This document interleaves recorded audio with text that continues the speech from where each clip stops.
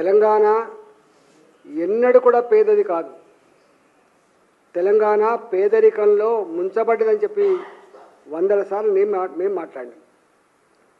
నిజాం కాలం నాడే తెలంగాణలో రైల్వేల వ్యవస్థ కానీ, తెలంగాణలో ట్రాన్స్పోర్ట్ వ్యవస్థ కానీ, తెలంగాణలో గొప్ప చెరువులతో రామప్ప, లక్నవరం లాంటి కాకతీయులు కట్టినటువంటి చెరువులు కావచ్చు.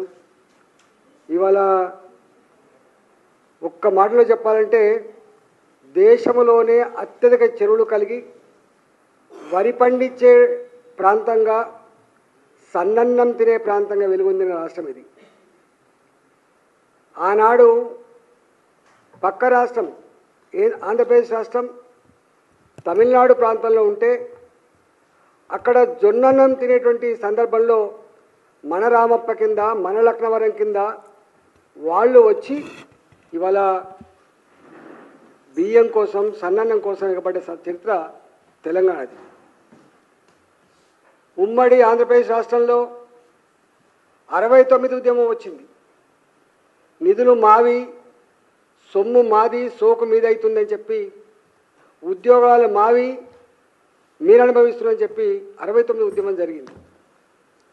ఆనాడు 6 పాయింట్ ఫార్ములా వచ్చింది, అదొక సబ్జెక్టు.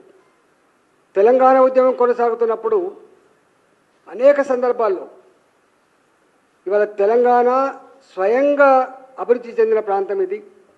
వ్యవసాయ రంగంలో కావచ్చు, ఇన్ఫ్రాస్ట్రక్చర్ రంగంలో కావచ్చు, సేవా రంగంలో కావచ్చు, ఐటీ రంగంలో కావచ్చు, ఈ హైదరాబాద్ని మించింది లేదని చెప్పి ఆనాడు మేము అనేక సార్లు ఉపన్యాసాలు ఇచ్చినాం.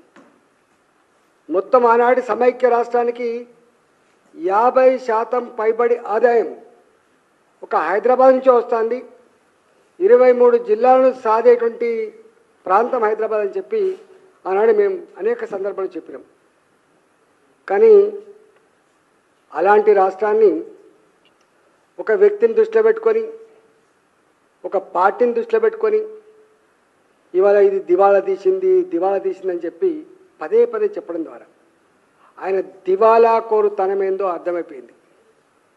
పరిపాలించే చేతగాక, చేవలేక, అనుభవం లేక, ఏది మాట్లాడనో, ఏది మాట్లాడకూడదో, ఏది చేయాలనో, ఏది చేయకూడదో ఆ గంభీరత లేనటువంటి రేవంత్ రెడ్డి ఇవాళ చివరికి తెలంగాణ రాష్ట్రాన్నే ఒక దివాలాకోరు రాష్ట్రంగా, తెలంగాణ ప్రజల్ని ఎందుకు పనికిరాని వాళ్ళుగా ఇవాళ చిత్రీకరించే ప్రయత్నం చేయడాన్ని తీవ్రంగా ఖండిస్తున్నాం.